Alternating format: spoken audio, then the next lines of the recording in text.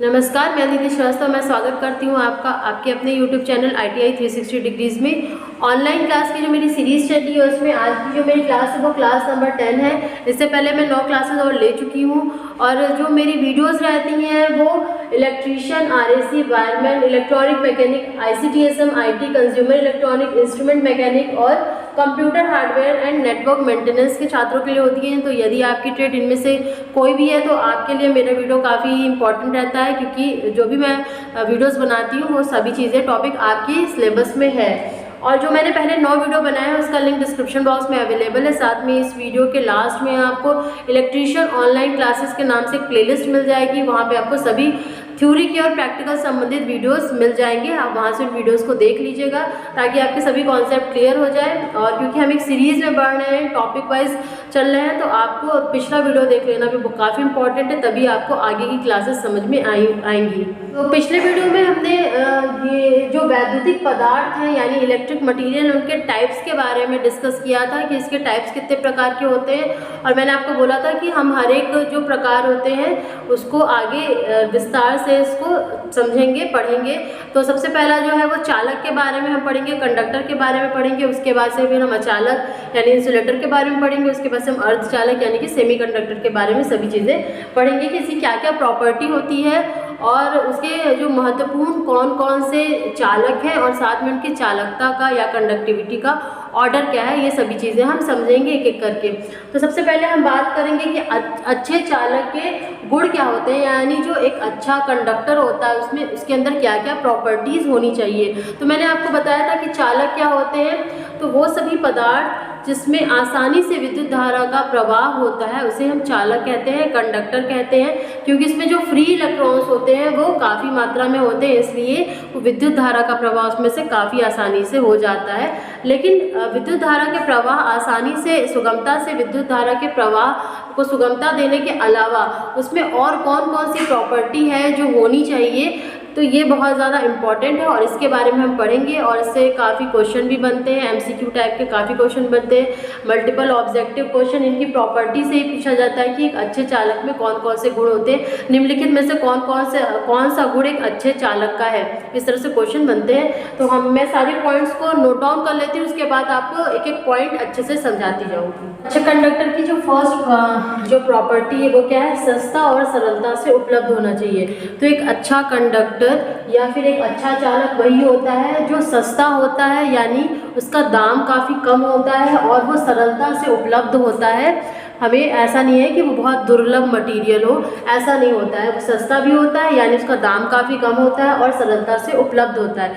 एक एग्जांपल से हम समझेंगे कि जैसा कि आप देखते होंगे कि ज़्यादातर एल्यूमिनियम और कॉपर का यूज़ होता है वायर्स बनाने के लिए, इलेक्ट्रिसिटी के जो भी वायर्स होते हैं, कंडक्टर्स होते हैं, वो बनाने के लिए। जबकि सबसे अच्छी जो कंडक्टिविटी होती है वो सिल्वर की होती है यानी चांदी की होती है। लेकिन चांदी जो होता है जैसा कि आप जानते हैं कि एक महंगा मटीरियल है, एक कॉस्टली मटीरियल है, इसलिए हम चांदी के कंपैरिजन में कॉपर और एल्यूमिनियम का यूज़ करते हैं क्योंकि वो सस्ता नहीं होता है। तो जो एक अच्छा कंडक्टर होता है उसकी क्या प्रॉपर्टी होनी चाहिए ताकि हम उसको सामान्य कार्य के लिए, सामान्य वैद्युतिक कार्य के लिए आसानी से इस्तेमाल कर सके। उसे सस्ता होना चाहिए, उसका दाम ज़्यादा भी होना चाहिए और साथ में वो आसानी से उपलब्ध होना चाहिए। फिर दूसरी जो प्रॉपर्टी है वो क्या है, तन्यता यानी कि डक्टाइल। तन्यता का क्या अर्थ होता है कि किसी भी मटेरियल को कभी भी डक्टाइल या तन्य कब कहा जाता है, जब आसानी से उसका तार के रूप में उसे तार का आकार दिया जा सके और जब से हम तार का आकार दे रहे हैं, तार के रूप में खींच रहे हैं तो वो टूटे ना। तो एक अच्छा जो कंडक्टर होता है उसे क्या होता है, तन्य होना चाहिए, डक्टाइल होना चाहिए ताकि आसानी से उसे तार का रूप दिया जा सके। फिर थर्ड जो इम्पोर्टेंट पॉइंट है वो क्या है, सुदृढ़ होना चाहिए यानी मजबूत होना चाहिए। एक अच्छा कंडक्टर मजबूत होना चाहिए क्योंकि आप जानते हैं कंडक्टर आप अपने आसपास देखते होंगे, ओवरहेड लाइन जो पोल्स पे जो कंडक्टर लगे होते हैं वो क्या होती है, ओवरहेड लाइन कहलाती है। ओवरहेड लाइन में जा रहे हैं तो काफ़ी तेज़ हवा और वर्षा भी उन्हें झेलनी पड़ती है, तो उसे क्या होना चाहिए, मजबूत होना चाहिए। ऐसा ना हो कि बहुत सी तेज़ हवा चलने पे या वर्षा, बहुत अगर तेज़ बारिश हो रही है तो उसमें वो टूट जाए। तो एक अच्छे कंडक्टर को मजबूत होना चाहिए। फिर फोर्थ जो इम्पोर्टेंट पॉइंट है वो क्या है, आघात वर्ध या फिर मैलेबल होना चाहिए। इसका क्या अर्थ होता है? अगाध वर्त या मैलेबल होने का मतलब होता है कि किसी भी कंडक्टर को अच्छा तब कहेंगे जब आसानी से उसे चादर का रूप दिया जा सके, एक मेटेलिक शीट का रूप दिया जा सके, क्योंकि इसका भी उपयोग बहुत जगह होता है। तो इसलिए एक अच्छा कंडक्टर वही होता है जो कि अगाध वर्त या मैलेबल होता है, यानी आसानी से उसकी चादरें बनाई जा सकती हैं।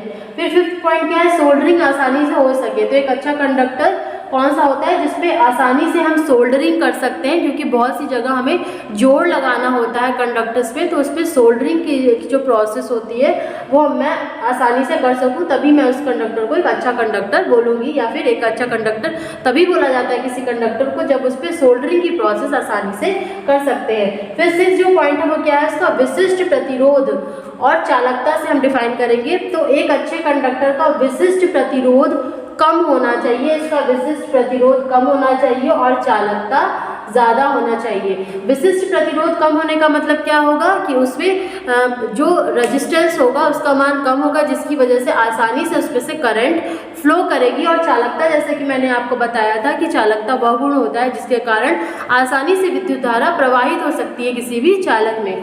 तो विशिष्ट प्रतिरोध अच्छे चालक का कम होना चाहिए और चालकता अधिक होनी चाहिए, कंडक्टिविटी ज़्यादा होनी चाहिए अच्छे चालक में, ताकि उसमें जो वोल्टेज ड्रॉप हो और जो एनर्जी का लॉसेस हो वो कम से कम हो। फिर सेवन जो इम्पोर्टेंट पॉइंट है वो क्या है? अच्छे चालक के गुण में उसे वातावरण से प्रभावित नहीं होना चाहिए, यानी धूप, वर्षा, इससे उस पर कोई भी प्रभाव नहीं पड़ना चाहिए। एक अच्छा चालक के गुण ऐसा होना चाहिए कि वो वातावरण, विभिन्न जो एटमॉस्फेरिक कंडीशन है उससे बहुत ज़्यादा उस पर प्रभाव नहीं पड़ना चाहिए। तो ये 7 इंपॉर्टेंट पॉइंट्स है जो एक अच्छे चालक की प्रॉपर्टीज़ है। तो ये आपको ध्यान होना चाहिए, क्योंकि बहुत से जैसे क्वेश्चन आता है ऐसे पूछ लेता है कि निम्नलिखित में से कौन सा एक अच्छे चालक का गुण है, तो उसमें से ऑप्शन दे देगा। एक अच्छा चालक तन्य होना चाहिए, एक अच्छा चालक आघात वर्ध होना चाहिए, एक अच्छे चालक पे सोल्डरिंग आसानी से कर सकते हैं, सोल्डरिंग आसानी से हम परफॉर्म कर सकते हैं, और डी ऑप्शन दे देगा उपरोक्त सभी। तो इसका क्या आंसर हो जाएगा? उपरोक्त सभी आंसर होगा। इसी तरह या फिर दो दे सकता है, इन सातों प्रॉपर्टी में से कोई दो दे देगा, और सी ऑप्शन दे देगा ए और बी दोनों, और निम्नलिखित में से कोई नहीं, इस तरह से। तो आपको ये सभी जो इम्पॉर्टेंट प्रॉपर्टीज़ हैं एक अच्छे कंडक्टर की वो आपको ध्यान में होनी चाहिए, क्योंकि डायरेक्ट इस प्रॉपर्टी में से भी क्वेश्चन आ जाता है और कॉम्पिटिटिव एग्जाम में भी इसमें से क्वेश्चन आता है, क्योंकि बहुत ज़्यादा इंपॉर्टेंट चीज़ें हैं। फिर नेक्स्ट जो उसमें टॉपिक था, जैसे मैंने आपको बताया था कि मैं आपको बताऊंगी कि जो चालक होते हैं उनकी कंडक्टिविटी का क्या ऑर्डर है। ये बहुत ही इंपॉर्टेंट चीज़ है, क्योंकि इससे भी क्वेश्चन आ सकते हैं।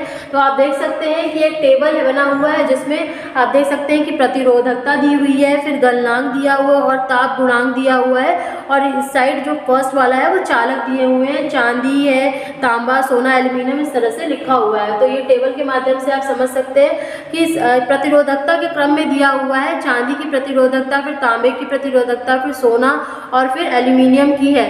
तो बढ़ते हुए प्रतिरोधकता के क्रम में दिया हुआ है, बढ़ते हुए प्रतिरोधकता के क्रम में दिया हुआ है, यानी कि इसकी प्रतिरोधकता बढ़ रही है और कंडक्टिविटी घट रही है, यानी कि सबसे ऊपर चांदी है वो सबसे ज़्यादा अच्छा कंडक्टर है। तो ये ऊपर के जो चार है, चांदी, तांबा, सोना और एल्यूमिनियम, इनसे अक्सर ऑब्जेक्टिव क्वेश्चन पूछे जाते हैं कि निम्नलिखित में से सबसे अच्छा कंडक्टर कौन सा है, तो इसमें चांदी होगा। आप इसे ध्यान रखना। इसमें जो प्रतिरोधकता का क्रम दिया हुआ है, प्रतिरोधकता का बढ़ता हुआ क्रम दिया हुआ है, यानी जब आप टेबल में ऊपर से नीचे आ रहे हैं तो इन मटेरियल्स का जो रेजिस्टेंस है वो बढ़ रहा है। रेजिस्टेंस बढ़ने का क्या मतलब हुआ कि इनकी जो कंडक्टिविटी है या कंडक्टेंस है वो घट रहा है। तो टेबल में जो सबसे ऊपर मटेरियल होंगे वो सबसे अच्छा कंडक्टर होगा, और जैसे जैसे आज नीचे बढ़ते जाएंगे वैसे वैसे इनकी कंडक्टिविटी घटती जाएगी। तो इस टेबल को आप ध्यान में रख सकते हैं, और स्पेशली इसके जो ऊपर के चार मटेरियल हैं उनको आप ज़रूर आपको ध्यान में रखना होगा, क्योंकि इससे डायरेक्ट ऑब्जेक्टिव क्वेश्चन पूछे जाते हैं। तो आज की वीडियो में हमने एक अच्छे चालक का क्या क्या गुण होना चाहिए ये हमने देख लिया, और साथ में ही जो चालकता का क्रम क्या होता है डिफरेंट टाइप के इलेक्ट्रिक मटेरियल का वो भी हमने देख लिया है। और नेक्स्ट क्लास में हम ये अच्छे चालक, एक अच्छे अचालक के कौन कौन से गुण होते हैं, कौन कौन सी प्रॉपर्टी होती है, ये सभी चीज़ें देखेंगे, और साथ में उनको ऑर्डर को भी देखेंगे, क्योंकि उनसे भी आपको ऑब्जेक्टिव क्वेश्चन डायरेक्ट मिल जाते हैं। तो आज का अगर वीडियो अच्छा लगा हो, आपको सभी बातें समझ में आ गई हो, तो आज की वीडियो को लाइक कर दीजिएगा, अपना सपोर्ट दिखा दीजिए और साथ में अच्छे कमेंट भी कर सकते हैं। साथ में इन वीडियोस को अपने फ्रेंड्स के साथ भी शेयर कीजिए ताकि वो भी इस ऑनलाइन एजुकेशन का लाभ उठा सके। मिलते हैं नेक्स्ट वीडियो में न्यू टॉपिक के साथ। आज के लिए बस इतना ही, धन्यवाद।